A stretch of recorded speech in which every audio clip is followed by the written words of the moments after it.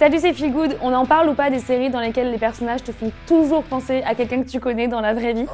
Merci. J'ai avalé ma salive. Pour remettre l'église au milieu du village, j'avais jamais...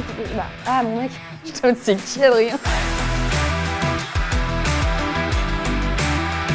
Aujourd'hui j'ai sélectionné 3 nouvelles séries, The Last of Us, Sex and the City et Euphoria.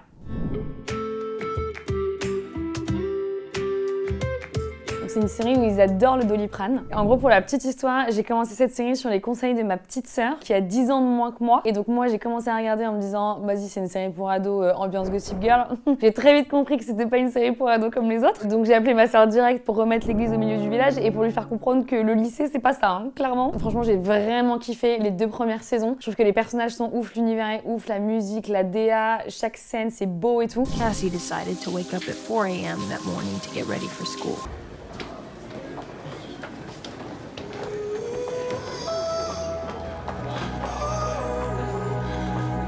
Bon, déjà, c'est beaucoup trop too much, hein. Personne à cet âge-là ne se réveille à 4h du mat pour se faire cette préparation et ensuite filer en cours d'histoire géo, hein, je vous le dis. Ça me rappelle en vrai mes années lycée où je trouve que c'est une période où on se construit vachement à travers le regard des autres, à travers le physique beaucoup, ce qui est débile hein, dans les faits, mais c'est comme ça. Et la pauvre en plus, ce qui se passe dans cet extrait, elle réalise que pour avoir l'attention, toute petite attention, elle est même obligée de se travestir presque. Du coup, on se pose carrément la question de est-ce qu'elle doit ressembler à Maddie pour plaire à Nate? Et moi, je pense personnellement qu'il faut vraiment éviter de se construire en essayant d'être quelqu'un d'autre que soi.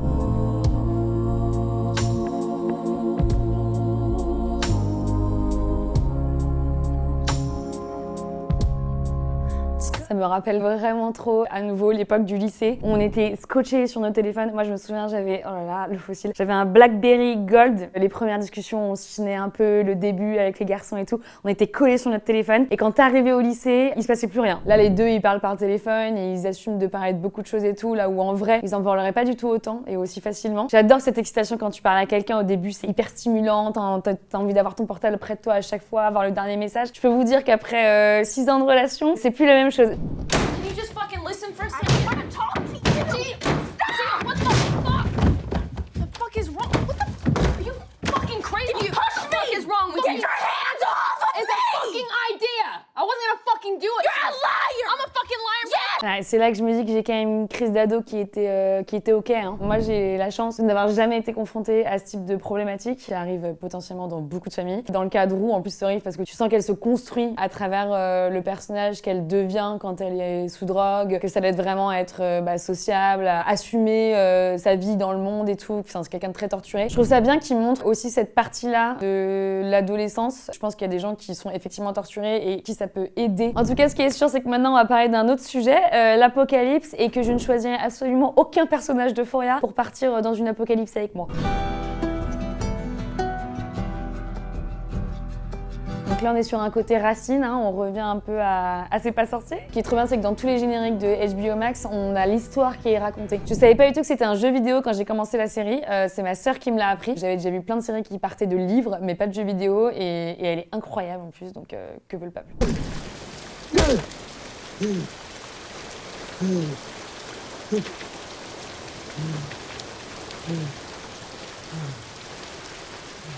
Alors déjà, que toutes celles et ceux qui n'ont pas eu de crush sur Pedro Pascal dans la première saison lèvent la main. Il est quand même pas mal comme papa, hein. Surtout avec un papa comme ça, il y a personne qui vient de piquer ton goûter, hein. Tu dis j'appelle mon père, vu ce qu'il est capable de faire, t'es a priori tranquille.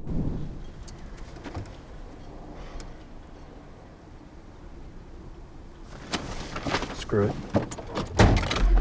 What are you doing? Voilà, donc pour tout ce qui est communication, père-fille, on reviendra. On sent que la relation est un peu tendue et que pour l'instant, il la considère pas plus que ça. Alors qu'elle est hyper badass, d'autant plus que là, elle joue Ellie dans The Last of Us, mais qu'elle a aussi un rôle dans Game of Thrones, donc je pense qu'il faut pas trop la faire chier non plus. It's a resort.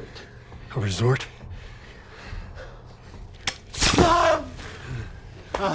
Why the fuck did you do that? He told you what you wanted.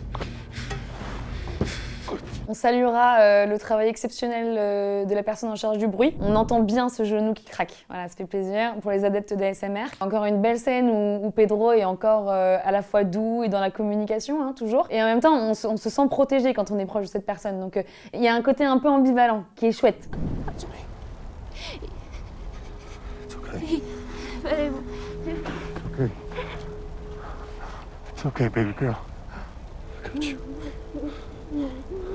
I got you. Et bah, quand il veut, voilà.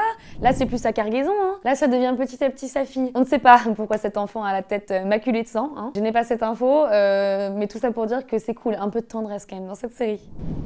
How did you get in here? I said unhook her. I won't let you take her. Unhook her. Oh my god. Cover her arm.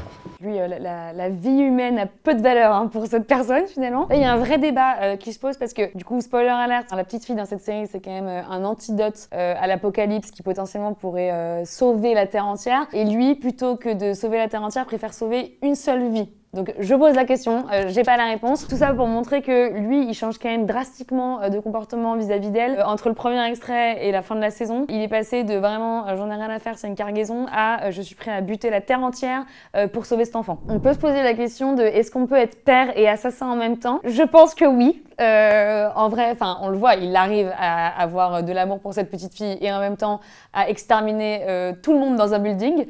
Donc je pense qu'on peut être les deux. Pas préconisé du tout, je pense, mais on peut. On va changer de ton et maintenant on va mettre nos plus beaux looks pour passer à Sex and the City.